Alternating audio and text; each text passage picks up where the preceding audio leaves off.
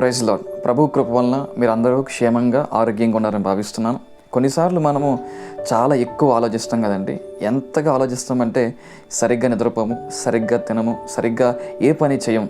ఎందుకంటే మనం అనుకున్న క్యాలిక్యులేషన్స్ ప్రకారంగా అన్నీ జరగాలని చెప్పి మనం ఆశిస్తాం.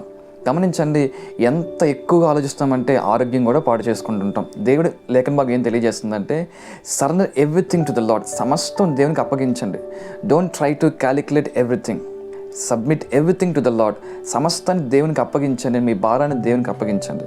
అప్పుడు దేవుడు తగిన సమయంలో అన్నిటిని కూడా దేవుడు చాలా అందంగా మీ జీవితంలో జరిగిస్తాడు.